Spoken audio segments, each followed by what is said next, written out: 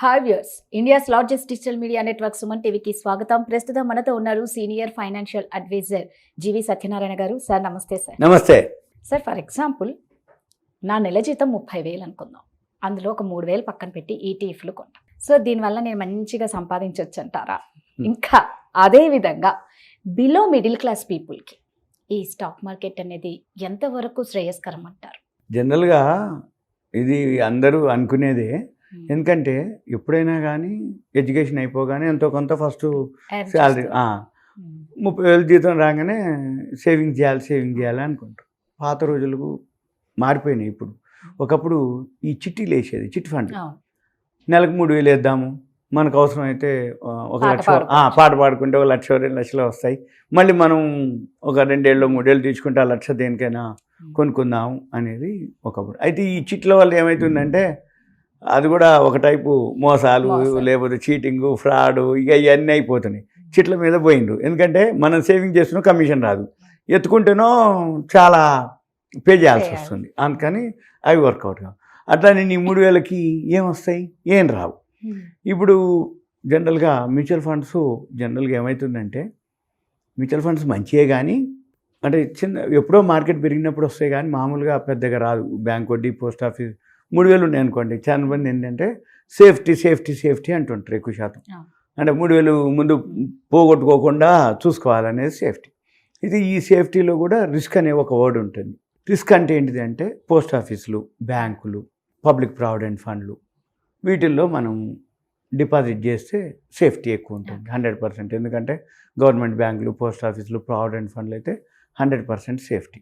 వాటిలో రిస్క్ ఏదైతే ఉందో నో రిస్క్ అంటే రిస్క్ ఉండదుగా, కానీ రిటర్న్స్ కూడా 0. ఎందుకు రిటర్న్స్ 0 అంటే జనరల్గా ఎలా క్యాల్కులేట్ చేస్తారంటే 7%, 8%, 6% మీరు చేసే డిపాజిట్ టైం పీరియడ్ని బట్టి 6 నెలలు, సంవత్సరం, 2 ఏళ్ళు, ఆ టైం పీరియడ్ని బట్టి మనము 3,000 మంత్లీ చొప్పున ఇట్లా సేవింగ్స్ చేస్తే దానికో రేట్ ఆఫ్ ఇంట్రెస్ట్, సేవింగ్స్ అంటాం మంత్లీ సేవింగ్స్, వీటికి చేస్తే ఒక రకమైన రేట్ ఆఫ్ ఇంట్రెస్ట్లు ఉంటాయి. ఈ రేట్ ఆఫ్ ఇంట్రెస్ట్కి ఇవన్నీ చేస్తే ఇన్ఫ్లేషన్ అని ఇంకోటి ఉంటుంది. అంటే ఇది మనకి 7% రేట్ ఆఫ్ ఇంట్రెస్ట్ వస్తే ఇన్ఫ్లేషన్ కూడా 7% ఉంటే మనం సంవత్సరం తర్వాత ఒక 7% ఇంట్రెస్ట్ మనకి ఏదైతే వస్తుందో, అంటే 1 లక్ష రూపాయలు అయినాయి అనుకోండి, 7% వచ్చింది అంటే 7,000 మీకు ఇంట్రెస్ట్ వచ్చింది. ఇన్ఫ్లేషన్ వడ్డీ రేటు, ఇన్ఫ్లేషన్ ద్రవ్యోల్బణం, ఈ ద్రవ్యోల్బణం కూడా ఇన్ఫ్లేషన్ అంటారు. ఇన్ఫ్లేషనే ద్రవ్యోల్బణం అంటే మనం కొనుక్కునే వస్తువుల యొక్క ధరలు సూచి అన్నమాట. ఈ ఇన్ఫ్లేషన్ కూడా ఆల్మోస్ట్ ఆల్ మన ఇంట్రెస్ట్కి దానికి కొంచెం అటు ఇటు ఉంటుంది. అంటే ఏంది, మన 100 రూపాయలు బ్యాంకులో కానీ ఎక్కడైనా డిపాజిట్ చేస్తే వచ్చే రిటర్న్స్ ఏవైతే ఉన్నాయో సేమ్ అన్నమాట, ఇంకేం లేదు మనకి. ఇన్ఫ్లేషన్కి దానికి ఈక్వల్ చేస్తే అంటే నీ 100 ఉన్నట్టు ఒకటి. ఇక రెండోది, ఇప్పుడు 100 రూపాయలు ఉన్నటువంటి వస్తువు సంవత్సరం తర్వాత 100 ఉండదు, అది 100కి దొరకదు, అది క్వశ్చనే లేదు దాంట్లో.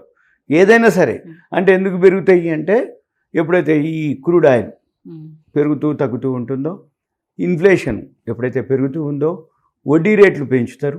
ఈ వడ్డీ రేట్లు పెరిగినప్పుడు మనం తినేవి, తాగే వస్తువులన్నీ కూడా పెంచుతూ ఉంటారు. అంటే ఏంది, ఎప్పుడైతే కొనుక్కునే వస్తువులు ధరలు పెరుగుతాయో ఈ రోజున్న 100 రూపాయల వస్తువు వచ్చే 100కి రాదు. అది 7 రూపాయలు నీకు వడ్డీ వస్తే అది 120, 130, 140 అయి ఉంటుంది. ఇప్పుడు రియల్ ఎస్టేట్ ఉంది ఉదాహరణకి. మొన్నటిదాకా కరోనా టైంలో రియల్ ఎస్టేట్ పోయింది. హైదరాబాద్లో ఇండ్లన్నీ ఖాళీగా ఉన్నాయి. విల్లాలు కూడా 1 కోటి రూపాయలకు దొరికినాయి. పెద్ద పెద్ద విల్లాలు కూడా 15-20 వేలకి కిరాయికి లేరు అన్నవి ఇప్పుడు మనం లేటెస్ట్గా చూస్తున్నాంగా. కోకాపేటలో 100 కోట్లు ఎకరం పలికిందని.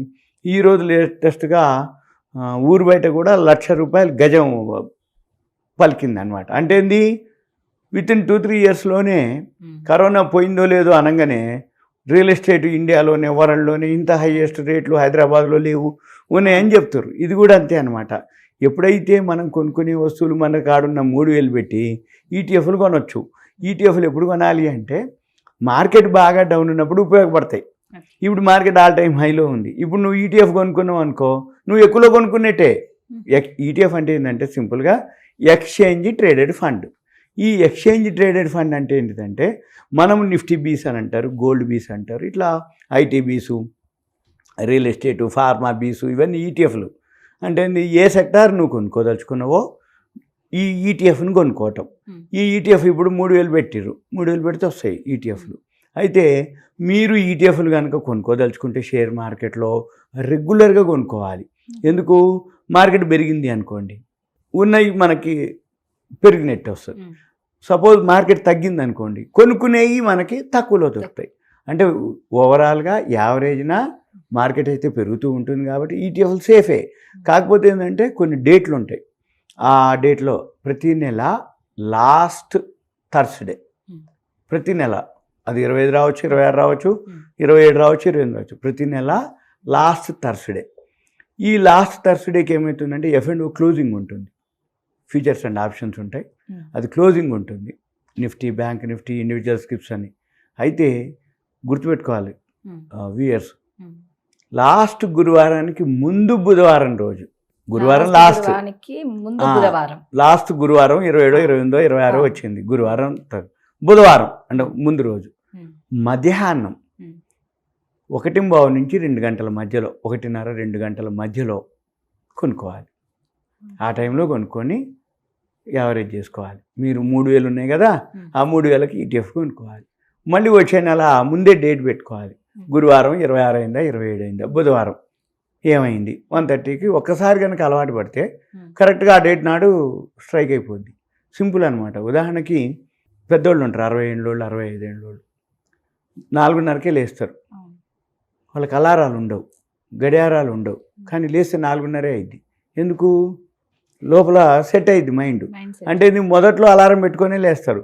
కానీ మీరు కూడా వారం ఒక 10 రోజులు గడిచిపోతే ఆటోమేటిక్గా మీరు 5:30కి అలారం పెట్టి లేస్తే 2-3 రోజుల తర్వాత 5:30 కానీ లేపుతుంది మెదడు. ఏమని?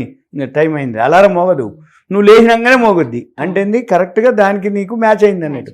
సేమ్ ఇలానే మీరు 1-2 నెలలు కనుక ప్రాక్టీస్ చేస్తే మీకు అలవాటు అయిపోద్ది. ఈటీఎఫ్లు ఓకే. అయితే తగ్గినప్పుడు కంటే కూడా ప్రతి నెల మనం కొనుక్కొని 3,000, 4,000 అదొకటి కొనుక్కోవచ్చు. ఇంకా జనరల్గా ఏంటంటే ఈటీఎఫ్ల కంటే కొత్తగా అంటే చిన్న అమౌంట్లు కాబట్టి ఈటీఎఫ్ లేదు అనుకుంటే ఏదన్నా ఒక షేర్ని కొనుక్కోవటం సేఫ్. ఇంకా ఎస్ఐపి అంటాము. ఎస్ఐపి అంటే సిస్టమాటిక్ ఇన్వెస్ట్మెంట్ ప్లాన్.